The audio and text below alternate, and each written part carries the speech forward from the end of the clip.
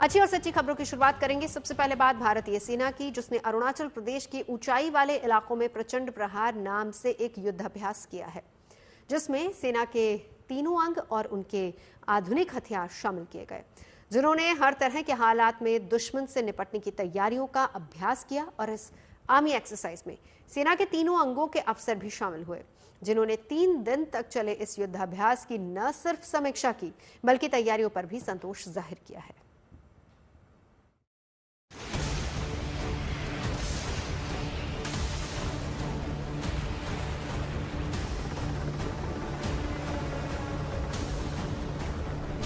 घने जंगलों और ऊंचे ऊंचे पहाड़ों के बीच गरजती तोपें और बरसते रॉकेट,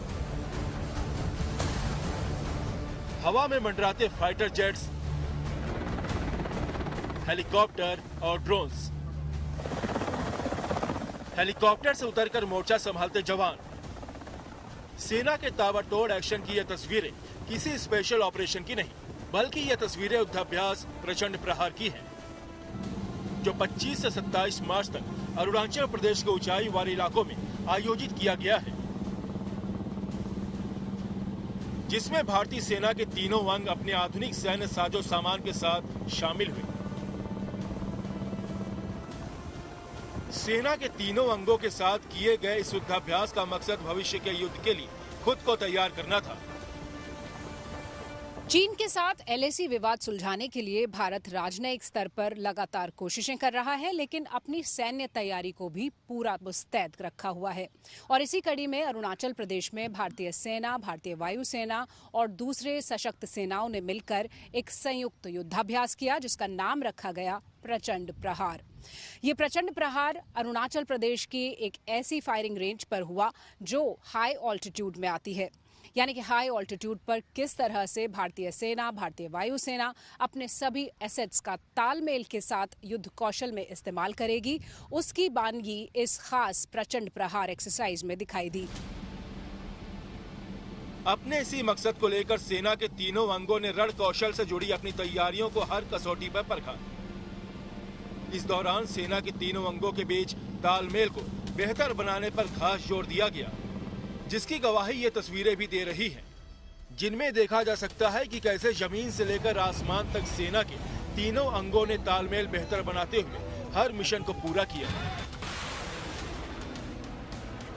चाहे मोर्चे पर सैन्य साजो सामान को पहुंचाना हो, दुश्मन की निगरानी करनी हो, या फिर दुश्मन के इलाके में जवानों को उतारना हो, हर काम को बहुत पेशेवर तरीके से तय रणनीति के मुताबिक अंजाम दिया गया। पहले एक एडवांस सर्विलांस के जरिए टारगेट को सेट किया जाता है और फिर इसी टारगेट पर fighter aircraft, long range rocket system, medium artillery, armed forces के हेलीकॉप्टर और ड्रोन हमला करते हैं जबरदस्त तरीके से। इस वॉरफेयर एक्सरसाइज का मकसद ये है कि आने वाले वक्त में किसी भी वॉर सिचुएशन में सभी सेनाओं को एक साथ एक कोऑर्डिनेशन में कैसे इस्तेमाल किया जा सके। पूर्वोत्तर के राज्य अरुणाचल प्रदेश के ऊंचाई वाले इलाकों में इस युद्धाभ्यास को करने का मकसद बिल्कुल साफ है। एक तो सेना को हाई एल्टीट्यूड वार के लिए तैयार करना, और दूसरा विस्तारवादी चीन को भी संदेश देना है, जो गाहे बगाहे एलएसी पर घुसपैठ की फिराक में रहता है। इसीलिए थल सेना, वायु सेना और नौसेना को साथ लाकर ये अभ्यास ऐसे दुर्गम इलाके में किया गया ताकि वक्त पड़ने पर दुश्मन को मुंहतोड़ जवाब दिया जा सके।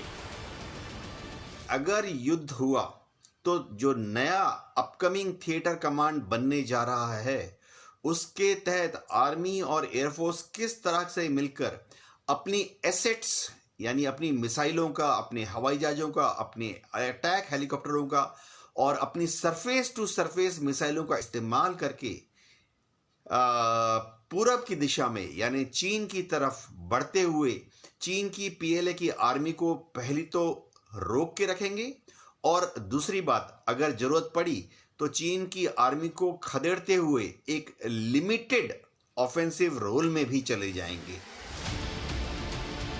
पिछले साल नवंबर महीने में तीनों सेनाओं ने पूर्वी प्रहार नाम से अभ्यास किया था और इस साल प्रचंड प्रहार नाम से युद्धाभ्यास किया गया है।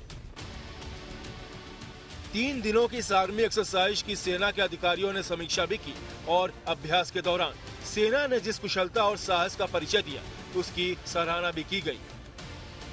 शिवानी शर्मा के साथ मनीष रसिया, गुड न्यूज टुडे। तो चलिए अब आपको सेना की तैयारियों से जुड़ी एक और शानदार खबर दिखा देते हैं। ये खबर रक्षा के मोर्चे पर आत्मनिर्भर बनते भारत की तैयारियों को दिखाती है। दरअसल डीआरडीओ और भारतीय नौसेना ने मिलकर वर्टिकली लॉन्च की जाने वाली short range surface to air missile का फिर सफल परीक्षण किया है, जिसमें इस मिसाइल ने बेहद कम ऊंचाई और नजदीकी दूरी पर एक तेज रफ्तार हवाई टारगेट को सफलतापूर्वक निशाना बनाया। और इस टेस्ट ने साबित कर दिया है कि मिसाइल कम ऊंचाई पर भी दुश्मन के हमले को रोक सकती है। 2, 1, now. महज 7 सेकंड का ये वीडियो दुश्मनों की नींद उड़ाने के लिए काफी है। ये वो हथियार है जो दुश्मन के हवाई हमलों को पलक झपकते ही नाकाम कर देगा।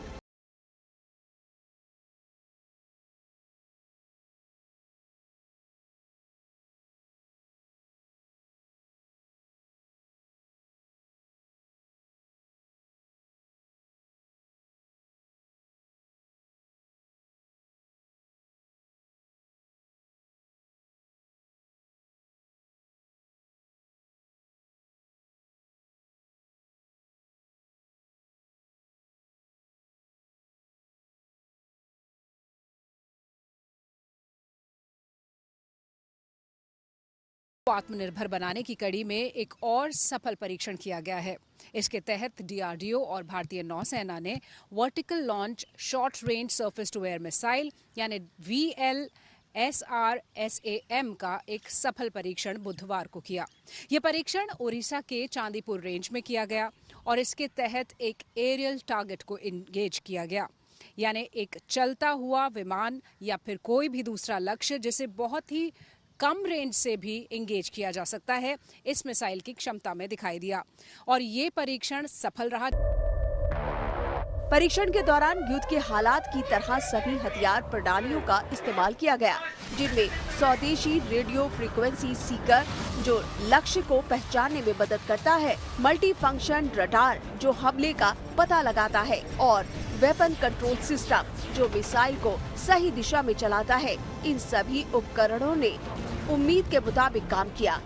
इस सफल परीक्षण ने साबित कर दिया कि मिसाइल कम ऊंचाई पर दुश्मन के हमले को रोकने में पूरी तरह सक्षम है। इस तरह के सफल परीक्षण के बाद अब भारतीय नौसेना कभी भी कम दूरी के टारगेट्स को सफलता से भेद सकता है, वो भी पूरी सटीकता के साथ। अगर हम इस मिसाइल की बात करें तो यहाँ सभी तरह के रेडार सिस्टम्स को एक्टिवेट करते हुए ये टेस्ट किया गया था, जिसमें ये short range vertically launched missile system बिल्कुल कारगर साबित हुआ। यानी अब जल्द ही भारतीय नौसेना को इस सफल परीक्षण के बाद ये vertical launch surface to air missile systems मिलेंगे और लगातार इनकी क्षमताओं में भी इजाफा होता रहेगा। वैसे तो भारतीय सेना के तरकश में एक से बढ़कर एक हथियार है, लेकिन जिस तेजी से युद्ध के तौर तरीके बदल रहे हैं, उसे देखते हुए भारतीय सेना लगातार अपने हथियारों को अपग्रेड कर रही है। यही वजह है कि पहले भी इस वर्टिकली लॉन्च की जाने वाली short range surface to air missile का सफल परीक्षण हो चुका है और एक बार फिर परीक्षण में ये सभी पैमानों पर खरी उतरी। खास बात यह है कि छोटी दूरी की इस मिसाइल को फाइटर जेट, हेलीकॉप्टर और यूएवी को नजदीकी दूरी पर बेअसर करने के लिए डिजाइन किया गया है, जो 360 डिग्री में कहीं भी मार करने की क्षमता रखती है। आमतौर पर जब मिसाइल को लॉन्च किया जाता है तो वो एक एंगल पर, हॉरिजॉन्टल एंगल पर लॉन्च किया जाता है। लेकिन शिप्स में क्या होता है, इंडियन नेवी के शिप्स में अगर हॉरिजॉन्टल दिशा में आप एक मिसाइल को लॉन्च करेंगे तो एक तो शिप में इतनी स्टोरेज स्पेस नहीं होती, दूसरी बात है कि शिप में उसका जो ब्रिज होता है, यानी कमांडर का जो टावर होता है, वो रास्ते में आ सकता है। इसलिए इंडियन नेवी ने बार बार डीआरडीओ को कहा कि इस तरह का एक surface to air missile system बनाओ जो कि वर्टिकली यानी ऊपर आसमान की तरफ जाए लॉन्च के बाद, और जब वो 30-40 मीटर ऊपर जाए उसके बाद वो मोड़ के हॉरिजॉन्टल दिशा में शत्रु की जहाज की तरफ अग्रसर हो। इस उपलब्धि पर रक्षा मंत्री राजनाथ सिंह ने नौसेना और डीआरडीओ के वैज्ञानिकों को बधाई दी। उन्होंने कहा कि ये मिसाइल भारत की रक्षा तकनीक की ताकत को दिखाती है और भारतीय नौसेना के लिए बहुत उपयोगी होगी। वहीं डीआरडीओ के अध्यक्ष समीर वी कामत ने भी इस उपलब्धि पर सभी को बधाई दी और कहा कि ये आधुनिक तकनीकों से लैस मिसाइल भारतीय सेना की ताकत को और बढ़ाएगी। शिवानी शर्मा के साथ ब्यूरो रिपोर्ट टुडे। अब बात करते हैं प्रगति की उस टनल की, यानी कि सुरंग की, जो कि उत्तराखंड में ऋषिकेश और कर्णप्रयाग के बीच बन रहे रेलवे प्रोजेक्ट का हिस्सा है, जिसका निर्माण बेहद मुश्किल हालातों में हो रहा है। 125 किलोमीटर लंबे इस रेल रूट को 17 सुरंगों से गुजरना होगा, 35 पुलों को पार करना होगा, जिससे उत्तराखंड के दूर दराज के इलाकों से भी जुड़ेगी, जहां अभी भी सड़कों से पहुंचना बेहद मुश्किल और थकाऊ काम साबित होता है। ऋषिकेश कर्णप्रयाग रेल लाइन परियोजना पर तेजी से काम चल रहा है और हाल ही में इसके अंतिम स्टेशन गौचर सेवाई टनल का ब्रेक थ्रू हुआ है, जिसके बाद यहां मौजूदा कर्मचारियों और मजदूरों ने जमकर जश्न मनाया।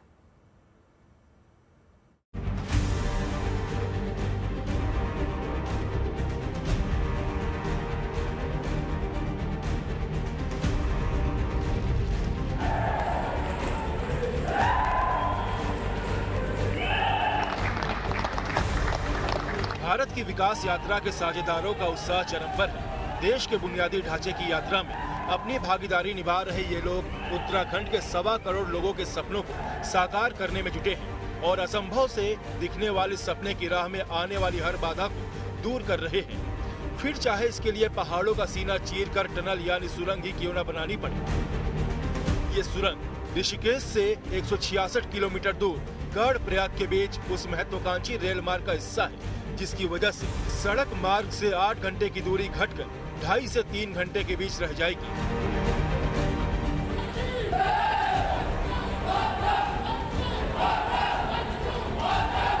भारत माता की जय और वंदे मातरम जैसे देशभक्ति के नारे गूंज रहे हैं। जोश है क्योंकि ऋषिकेश कर्णप्रयाग रेल लाइन परियोजना सही तरीके से अपने अंजाम तक पहुंच रही है।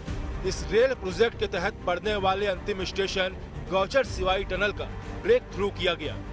बारूद की मदद से किए गए धमाके की वजह से सुरंग के उस पार नई राह नजर आने लगी, जिस पर टनल के निर्माण में जुटे मजदूर, कर्मचारी और अधिकारी खुशी से झूम उठे। दरअसल इस टनल के बनने के साथ ही अब पहाड़ी राज्य उत्तराखंड में रेल के सफर से जुड़े सपनों को रफ्तार मिल चुकी है।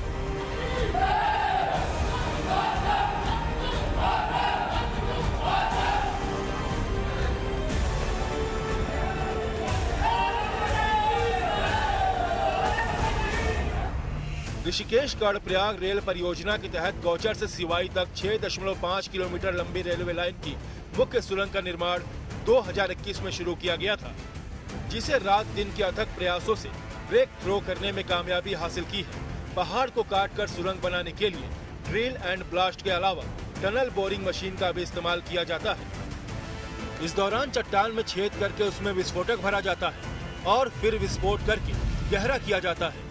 हालांकि ये थोड़ी महंगी तकनीक है। एक बार ब्लास्ट करने पर 1 से 2 मीटर की गहराई तैयार होती है। ऋषिकेश से कर्णप्रयाग तक रेल मार्ग का सबसे ज्यादा फायदा हर साल भव्य, दिव्य, अलौकिक और अद्भुत 4 धाम यात्रा पर आने वाले लाखों श्रद्धालुओं को होगा। अभी केदारनाथ, बद्रीनाथ, गंगोत्री और यमुनोत्री तक धार्मिक यात्रा के लिए सड़क मार्ग पर निर्भर रहने वाले लोगों को ट्रेन से सफर का भी विकल्प मिल सकेगा। पहाड़ के सीने को चीरकर ऋषिकेश से कर्णप्रयाग तक इस रेलवे रूट को बनाना खुद में इंजीनियरिंग की मिसाल है। 125 किलोमीटर के इस रेलवे ट्रैक का 104 किलोमीटर हिस्सा सुरंग से होकर जा रहा है, जिसके लिए रेलवे पहाड़ तोड़ मेहनत में जुटा है। इस रूट पर 12 स्टेशन होंगे और हर स्टेशन उत्तराखंड के सुदूर इलाकों को जोड़ेगा। ऋषिकेश से जो ट्रेन शुरू होगी उसका पहला पड़ाव मुनिकीरेती में होगी। दूसरा स्टेशन शिवपुरी होगा। इसके बाद ट्रेन मंजिल गांव में ठहरेगी, फिर साकनी स्टेशन आएगा और फिर ट्रेन देवप्रयाग पहुंचेगी। देवप्रयाग के बाद श्रीनगर धारी, रुद्रप्रयाग, धौलतीर, गौचर स्टेशन आएंगे और उसके बाद ट्रेन कर्णप्रयाग पहुंच जाएगी। 125 किलोमीटर लंबी इस परियोजना पर 750 करोड़ रुपए की लागत से ट्रैक बिछाया जाना है, जो 17 टनल और 35 ब्रिजों से होते हुए निकलेगी। ऋषिकेश से कर्णप्रयाग तक बन रही रेल रूट भविष्य में उत्तराखंड की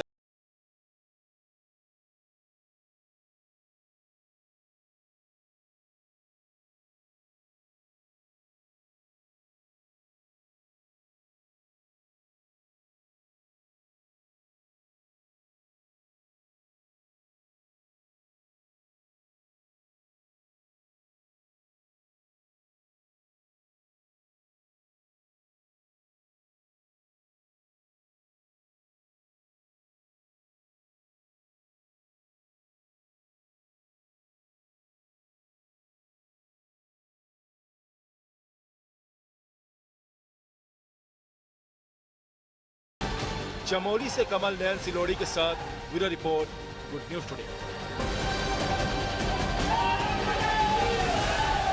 गर्मी से हाल बेहाल है, लेकिन पहाड़ों पर मौसम खुशनुमा है क्योंकि वहां हाल फिलहाल में जमकर बर्फबारी हुई है। बर्फ ने हिमाचल की वादियों का भी श्रृंगार कर दिया और यही वजह कि इन दिनों काफी तादाद में सैलानी हिमाचल के कुल्लू मनाली जा रहे हैं। हम आपको दिखाते हैं कुल्लू मनाली में कैसा है माहौल और इन दिनों वहां जाने के फायदे क्या हैं।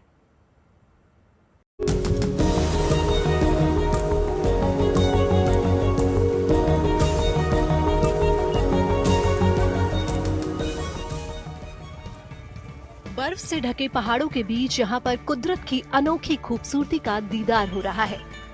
ये शानदार नजारा हिमाचल प्रदेश के रोहतांग में स्थित अटल टनल का है, जो हिमाचल में मनाली को लद्दाख में लेह से जोड़ती है। देश के कोने कोने से इन दिनों सैलानी इस इलाके में सैर के लिए पहुंच रहे हैं और यहाँ के अनूठे माहौल से रूबरू होकर खुद को खुशनसीब मान रहे हैं।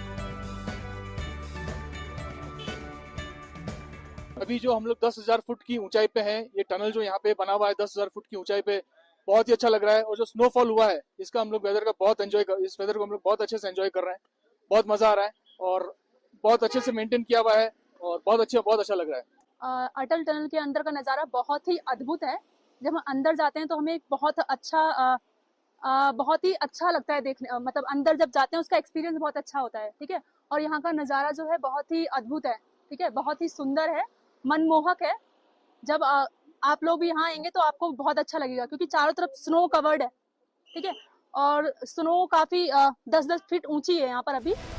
असल में पश्चिम और उत्तर भारत के मैदानी इलाकों में इन दिनों गर्मी का असर साफ साफ दिखने लगा है।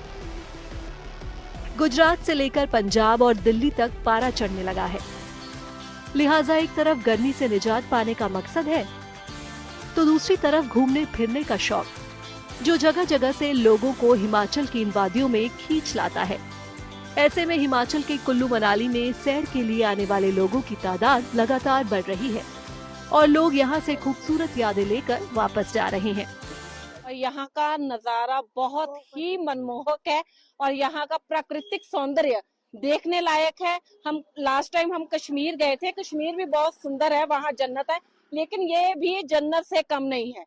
आपको यहाँ पर जरूर आना चाहिए और ये बहुत ही अच्छा, आपके यहाँ पर पैसे वेस्ट नहीं होंगे। आप यहाँ आओगे तो आप बहुत सारी पूरे साल के लिए बहुत अच्छी यादें लेके जाओगे। केवल बर्फीली वादियां देखने वाले ही नहीं बल्कि पहाड़ी नदियों में राफ्टिंग के शौकीन लोग भी इन दिनों हिमाचल का रुख कर रहे हैं। खासतौर से कुल्लू के पास पीरडी में बाकायदा रिवर राफ्टिंग की ट्रेनिंग भी दी जाती है, जिसका फायदा उठाने के लिए सिक्किम से भी युवाओं का बड़ा जत्था यहाँ पहुँचा हुआ है। सिक्किम के पर्यटन विभाग ने खासतौर से इन लोगों को यहाँ राफ्टिंग और उसके गुर सिखाने के लिए भेजा है, ताकि ये लोग अपने राज्य में भी इस तरह के एडवेंचर स्पोर्ट्स को बढ़ावा दे सके। और उससे रोजगार हासिल कर सके। हमारे स्टेट पे 2 मेजर रिवर है, एक तो टिस्टा और एक रंगीत है। वहाँ पर जाके हम लोग को ये इम्प्लीमेंट करना है, क्योंकि हमारे स्टेट पे बहुत टूरिज्म का स्कोप है। सो यहाँ से बहुत अच्छी तरह से नॉलेज दिया है। और ये जो कोर्स है हमारे सिक्किम गवर्नमेंट ने फुल स्पॉन्सर किया हुआ है हमें, और उधर सिक्किम जाके हम इस कोर्स के दौरान एडवेंचर टूरिज्म जो है उसको हम बूस्ट कर पाएंगे, और प्रोफेशन द्वारा देखेंगे तो हम गाइड भी बन सकते हैं, और स्पोर्ट्स जिसको लेना है वो स्पोर्ट्स में भी तरक्की कर सकते हैं। राफ्टिंग की करीब 1 महीने की ट्रेनिंग के दौरान युवाओं को रेस्क्यू और लाइफ सेविंग टेक्निक्स की खास तौर से जानकारी दी जा रही है।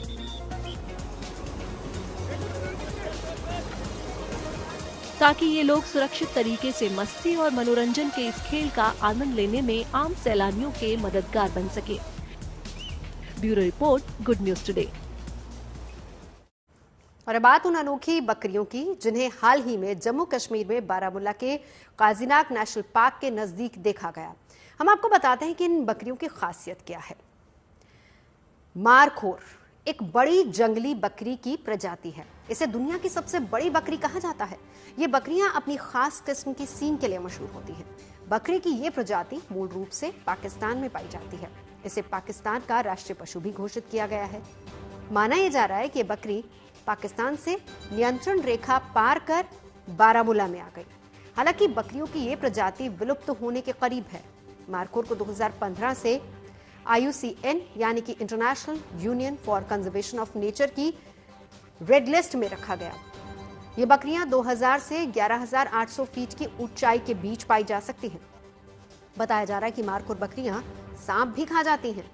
दरअसल मारखोर शब्द पश्तो और शास्त्रीय फारसी भाषा से आया है, जिसका अर्थ है सांप खाने वाला।